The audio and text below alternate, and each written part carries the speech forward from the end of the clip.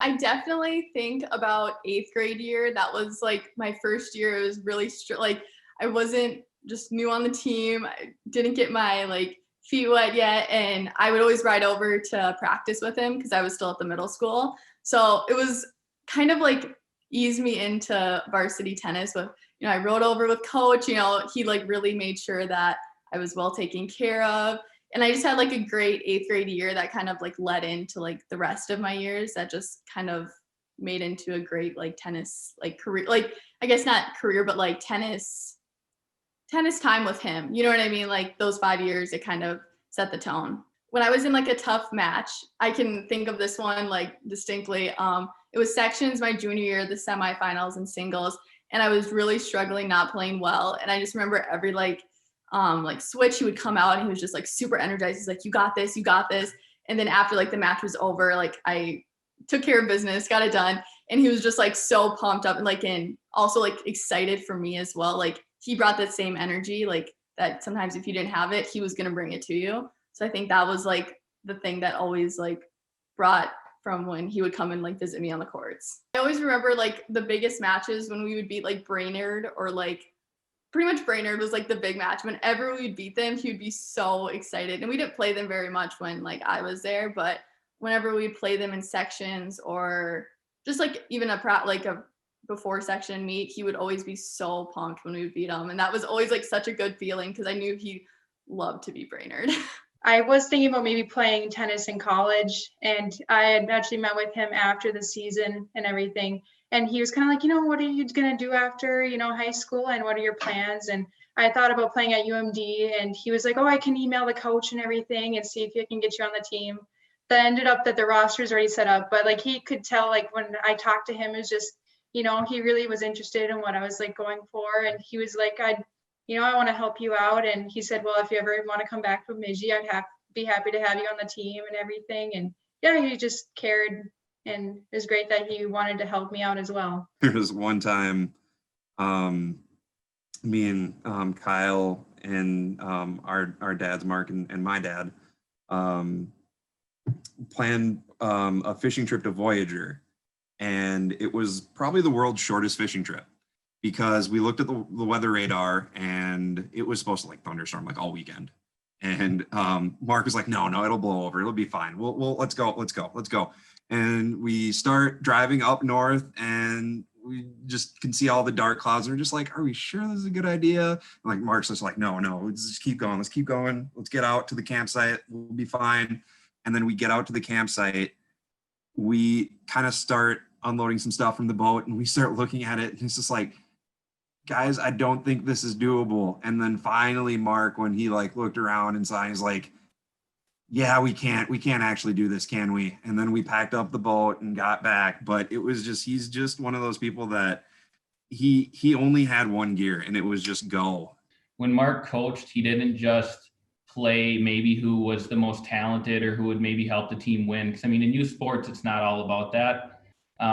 He would coach you to work. He would play the kids that would work hard in practice. He would play the kids that wouldn't complain, to the refs or get mad at the refs. He would, if he saw you mouthing off to a ref, you would get pulled instantly, and he would have a talking to you and say, that's not how we do things here. We respect people who are in authority positions, respect your teammates, respect your coaches. And that's just kind of the biggest thing I took away. And I think that's what most of his athletes took away as well, is that, we're privileged to be able to play these games and to build these relationships. And you gotta earn that. You don't just, it's not given to you and it can be taken away. So I think that's kind of one of the biggest things I took from Mark. Growing up with that Fodness household, I've done so many things with that family. Mark in particular, I mean, I just know, as a soccer player, growing up when I played football as well. And after my freshman year of high school, football wasn't going great. And Mark just kind of approached me and said, why don't you come back to soccer, give that a try.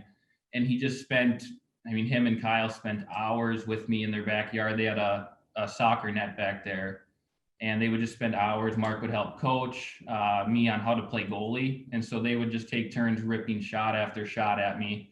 uh, I think Mark had a lot of fun just getting out and playing again, but you could tell he also just enjoyed helping me out, working with Kyle and I in the backyard. I mean, I can't tell you how many nights we spent out there, days during the summer. You know, with Mark being a teacher, he had plenty of time to, help out with that sort of stuff in the summer.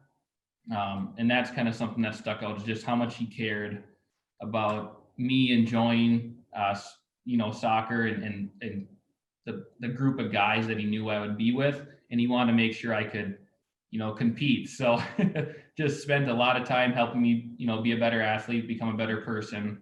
And just, time he didn't have to spend. He wasn't coaching. He wasn't, getting any financial reward out of it or anything. He was just doing it because, he enjoyed, helping out and coaching. And that's kind of something that just stuck with me a long time, is how much he cared. Even when we were just playing pickleball, he would try to tell people, how to play the game. He wouldn't be overly overwhelming to people, but he would give them tips and pointers to make them better players. And he basically just was one of these kinds of people that really just wanted to include as many people as he possibly could in the game. By the end of the season, Mark had this idea. He said, why don't we just start our own league? I think I'll call it backyard baseball. And so what he decided to do is he got a bunch of those kids actually that were on that team.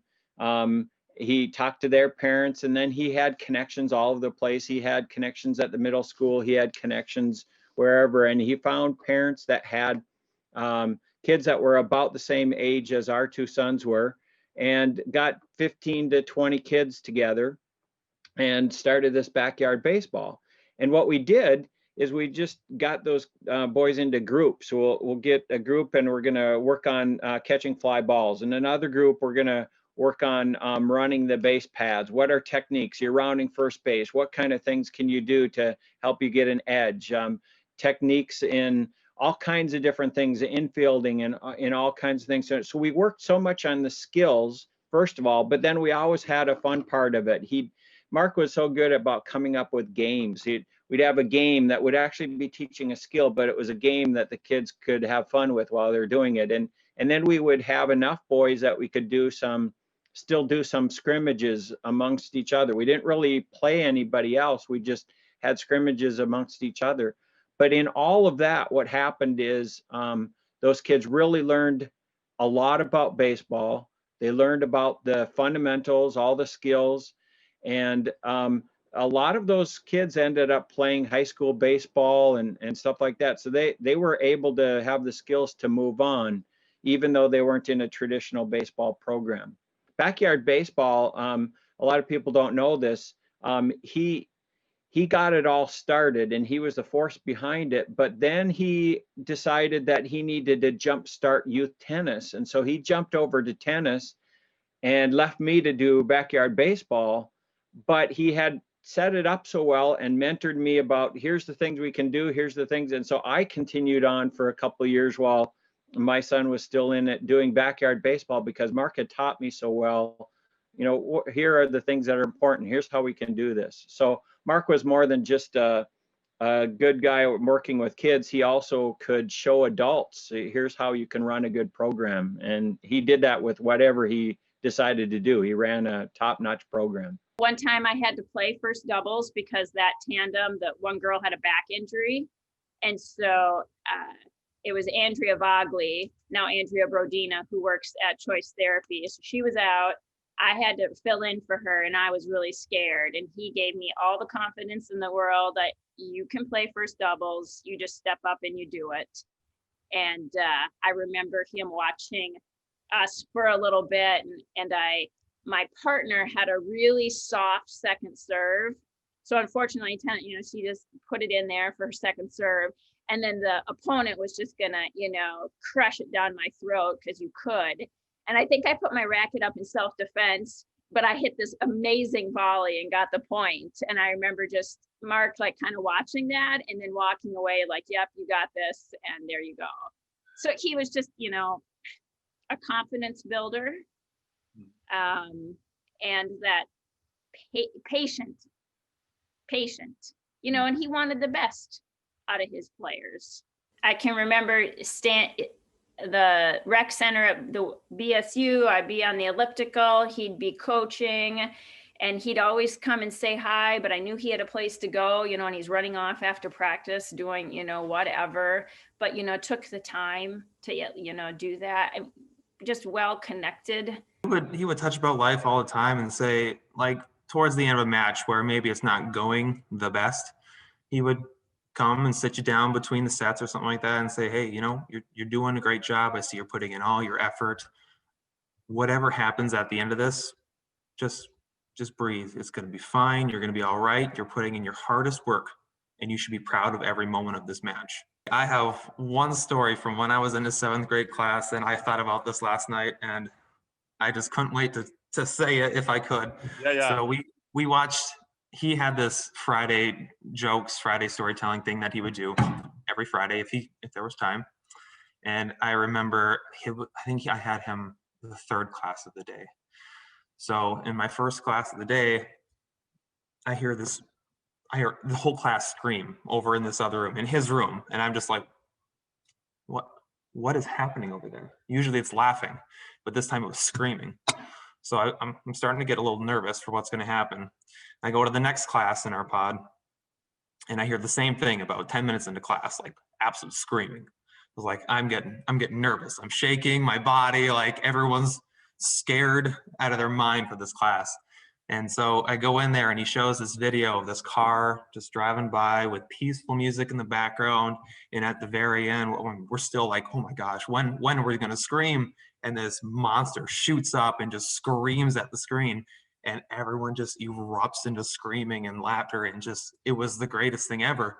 But then I think the best part for me was going to my next class and just counting down the seconds, like, oh, they should be screaming here any second now. And sure enough, just erupts into screaming from the other room. It was always fun to look forward to on that Friday, just either a laughter or in this case, some screaming coming from the other room. He just knew how to shake it up to get you going. There was one tennis match that I remember vividly. It was a doubles match with my partner, Shaylin. I think we were playing Upper Iowa. And just as a courtesy in tennis, if you're up at the net and you have a game-winning shot, you don't aim for somebody like at the net.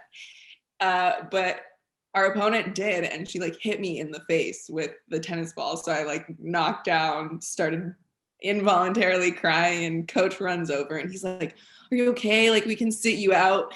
And I'm like, no, I have to finish the match. But like, we sat there for about 10 minutes before he allowed me to continue to play, because deep down inside, he wanted us to win that match. But also kind of weighing should we sit you out for your safety? Like, are you even fine?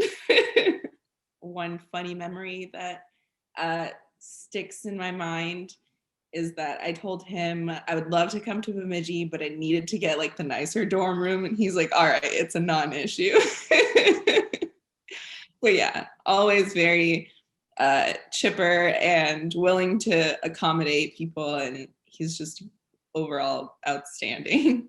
He set the tone, and he knew what he wanted to accomplish with the program. And he came in, and like we said, we weren't the best team. We actually had a 1-13 record that year, but he practiced and talked to us, and the way he just made us all feel like a team, and we were college tennis players, and he took time and made sure that we were bonding on and off the courts. I mean, he never missed a beat to get us to click and group as a team. I just think back to our days on the bus too, or in the Suburbans, and it was, I just recall one time we wanted to get ice cream, and we were kind of like, hey coach, can we get ice cream? And I think in the back of his mind, he was always going to stop, but he said if we came up with a song to and sing it for the coaches, that we could stop and get ice cream. And so we had to work together and come up with a song and